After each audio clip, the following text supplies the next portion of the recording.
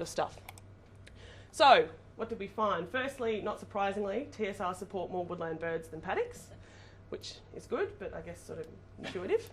Perhaps more importantly, this is an MDS plot, and basically what it shows you is that each of those symbols is a point, a survey point, and I've broken it into the different land use types. So if 2 points are closer together, it means the bird communities are more similar. So these stars down the bottom, they're stock roots, and so the bird community composition of stock roots are most similar compared to the dark squares, which is cropping.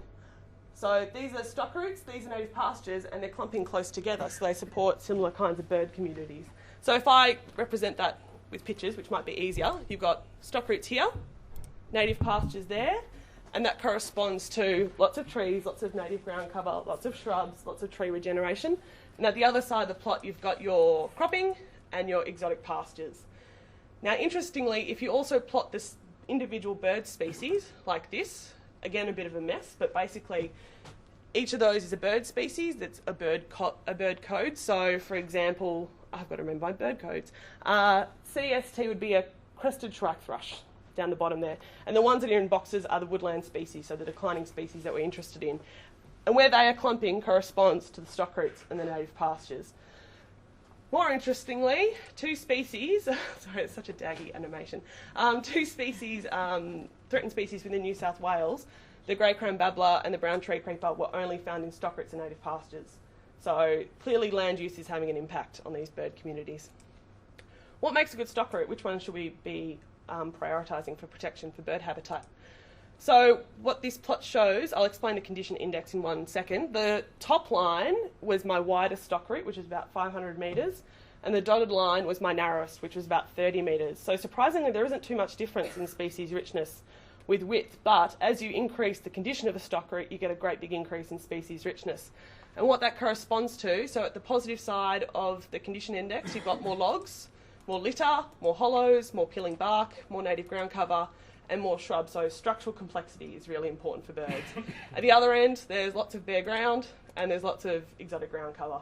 So these are the sort of things, these are the condition indices that we should be looking at for stock routes for birds. Does the presence of the network enhance farmland fauna? So what we looked at here, firstly, the number of trees in a paddock makes a big difference to how many birds you're going to get. The top polygon is a native pasture, the bottom one is an exotic pasture, and intermediate in the middle there is cropping, which I didn't plot because it just made it a bit confusing. So if you have a nice native pasture with lots of trees up here, you get much higher species richness than if you've got an exotic pasture with not many trees. And also interestingly, this is the width of the stock route next. So if you're standing in a paddock next to a narrow stock route, what this plot tells you is that you're going to get a lot more birds if you're in a paddock next to a wide stock route. So what it looks like is that birds within a narrow stock route aren't getting enough resources, and so they're moving out into the surrounding landscape. And they're more likely to move out if they're next to a native pasture. So just to show that, this is a bird in a narrow stock route next to a native pasture. This is a bird in a really wide stock route next to the exotic pasture. This one's a lot more likely to move out into the farmland, basically. So what all of this tells us in terms of birds, basically, is that wide, structurally complex stock routes have the highest habitat value for birds, but the narrow stock routes appear to provide a source of bird visitors to farmland. So you shouldn't be saying, that stock route's narrow, let's get rid of it, because it's acting as a source of farmland visitors.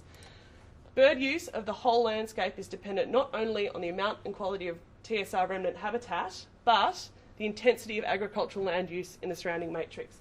So if we're looking at restoring bird habitat in these landscapes, which is a priority because they're declining, you should concentrate on building up the structural connectivity, the structural complexity in the stock routes, but also perhaps incentives to encourage farmers to plant these paddock trees and to use less intensive land uses that are going to encourage the bird visitors, especially next to the narrow stock routes, because that's where they're going to need these supplementary resources. So moving on. Native bees, which are my favourite personally. There are around 1,500 species in Australia, and we know a little bit about individual species, but almost nothing about the ecology of entire communities. The species inland where I work are all solitary, and they nest in soil and logs and hollow stems. And in theory, they're small, so they should use a landscape of small scale compared to birds. In terms of pollination, worldwide we rely really, really heavily on the European honeybee to do most of our pollinating. However, at the moment, across the world, colony collapse disorder and varroa mite are causing massive losses to apiarists. So in the US, they've lost about a third of their honeybees, and it's having a really big impact on the agricultural industry.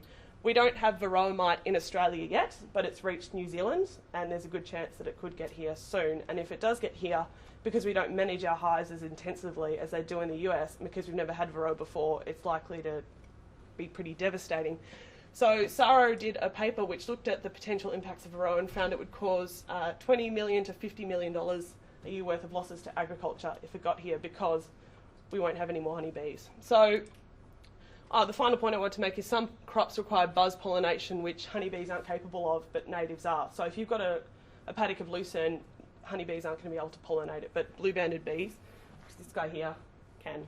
So they're pretty important. So a better understanding of habitat requirements will allow for better management of our native pollinators. We don't know anything at the moment and what we should be targeting in case varroa does arrive. Natives, because they nest in the soil, it's a pretty good chance that tillage and grazing is going to impact on them negatively, but we don't know what their habitat requirements are or if they rely on native vegetation at the moment.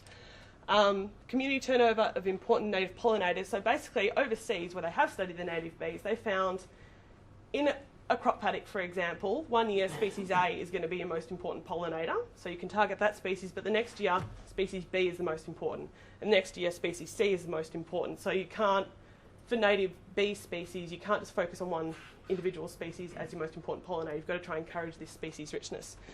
So I ran bee surveys last summer.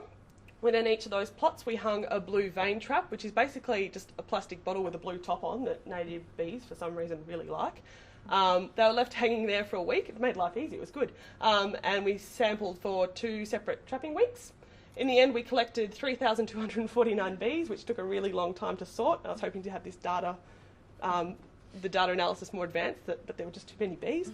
But we got 36 species, and there's only one guy in Australia that can identify them as well, so I had to rely on him. There were 36 species and 4 families of bees, so pretty significant species richness out in these agricultural areas.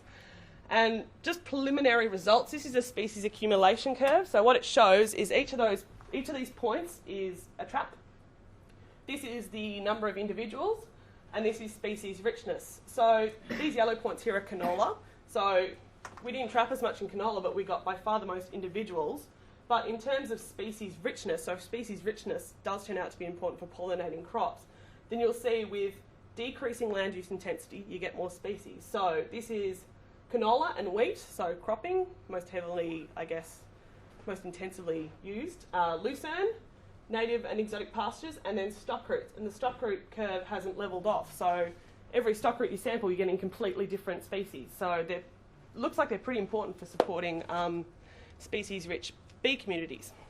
All right, final taxonomic group were the microbats, which are also very cute. They're the most abundant mammal species. I'm not sure if they're the most abundant. Some people say humans, some people say mice. But in terms of nice native species, they're the most abundant native mammal species in New South Wales. We've got 31 species and 18 of them are listed as threatened. They depend on hollows for roosting, and they're probably being heavily impacted by paddock tree decline that's occurring across the state at the moment. Some species can move 16 k's in a single night to forage, so they use the landscape on a really big scale, pretty much, for something so small especially. They feed on crop pests, and they're likely to be key in biocontrol, which is going to be, I'd imagine, pretty important, especially this season with all the locusts. So they, I think, probably provide the most significant ecosystem services to these farms. They use echolocation to find flying insects at night, and so these calls we can record and use it to identify species. So the call of C. morio, when you plot it, will look completely different to the call of a different species. So I'm going to use anabat detectors to survey each of my sites. That's an anabat detector up there. You basically pop it up in a tree overnight, put it on top of a platform, bring it in the next day, and you can read the calls off the memory card. To account, so the problem with surveying bats though is they've got these regional dialects. So if you record species A in northern New South Wales, it's going to sound completely different to the same species in southern New South Wales.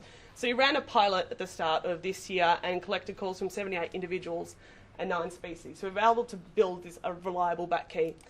So we're going to run my real bat surveys this summer. We're going to do a full set of bird surveys in exactly the same spot we did the birds and the bees. We're also going to collect weather data, forage biomass, basically see if bat activity is correlated with moths, and also a full set of vegetation surveys. And hopefully we can say, do bats respond in the same way as birds and bees? Anyway, so for the final component of this project, I want to look at whether decision support tools can help us. So across the world, people are using these decision support tools and conservation planning tools to help pick which areas should be set aside for conservation. MarkSan is the most widely used systematic conservation planning tool worldwide. It was developed here, well, in Queensland, at the University of Queensland by Hugh Possingham's Spatial Ecology Group. And it actually hasn't been that heavily used in Australia. They love it overseas, but here it hasn't been applied that many times. And it answers the minimum set problem. So basically, if you say, I want to conserve 30% of this bird's habitat, what's the cheapest way I can do it? It will answer that question. It won't answer the maximum coverage problem, which is the other way of looking at it, where you say, I've got $100,000, what can you give me? So it's the cheapest way of conserving what you need to conserve. I want to know if I can use this approach to help determine which stock routes should be set aside for restoration or protection. So to give you an idea of how MarkSan works, I'll give you a very quick, simple example. This is Tassie, and we want to design a reserve system for Tassie. And these are our planning units, so it will optimise which of those planning units should be set aside for protection. Within this area, let's say we know that a bird is distributed here, and this is the existing reserve system, so we're not interested in that, that's already conserved, we'll ignore that for now. And this is the vegetation community, so we want to protect 30% of each of those vegetation communities and 30% of the bird distribution. But we've got to take into account the fact that some land is more expensive than others. So around Launceston and Hobart, land's really expensive. To buy one of those parcels will cost you a lot more than somewhere further out of the city. What MarkSan will do, it will take all of these factors into account and it will spit out solutions. So this is one cost-effective solution. This is another. This is another. This might be the most cost-effective. And it's kind of good because you can go to stakeholders and if they say, nah, you can't have that bit there, I need that bit, you can go, okay, well, here's another solution, maybe we look at that. And then finally, the final output is, this probably isn't the best example, but it shows you how frequently each of those planning units was selected. So the dark blue ones were commonly included in solutions, whereas the lighter ones weren't. And these ones all seem to be commonly selected, which is why I thought probably was a good example. But it gives you an idea anyway. Sorry? Yeah, exactly. It's all good. Take it all. So this leads to further questions. For stock routes, what would the cost be? Would it be the purchase price? Or would it be the loss of income from your driving permits? Or would it be the ongoing management costs? There's lots of different ways to look at it. And what can be acted as a proxy for conservation value? So the 3 types of data that I've listed there, vegetation type, tree cover, Birds Australia Atlas data, they're all widely available. They cover these big regions like New South Wales and they're pretty commonly used, but do they act as a good proxy for birds and bees and bats? So what I hope to do, I'm going to run this analysis using different cost and different conservation features. So run it multiple times and see how the solutions perform against the data I collected during field work. And were those found important in supporting bird, bee, bat communities protected? So if I look at one of my solutions and I zoom in to my field area and I go, okay, that's matched its TSR, I know that had lots of birds and bees and bats, but it hasn't been selected. Clearly then these decision support tools aren't doing a very good job, I guess. Then I can hopefully say something about which parameters perform best and can they be applied to other problems. So that's my project. But to once again highlight the really important issues here, I think, all over the world, governments are investing really heavily in restoring landscape connectivity. The Australian government is currently working to build a representative NRS and protect threatened should be EECs or ECs? EECs, there, I'm missing an E, sorry. Including those historically heavily cleared due to agricultural development, so grassy box woodlands. The TSR network benefits all of society because of the values relating to agriculture, recreation, heritage, biodiversity conservation. And multi-use problems are usually more difficult to solve. I'm not denying that, but the network is too valuable a resource for New South Wales, too valuable to be allocated to the too hard basket, I think. I'd like to thank all these people. So people who've given money to my project, which is vital for a PhD, supervisors and co-authors, very helpful people, all the property owners who let me into their paddocks, which was really nice of them, and finally all the volunteers who came out and helped.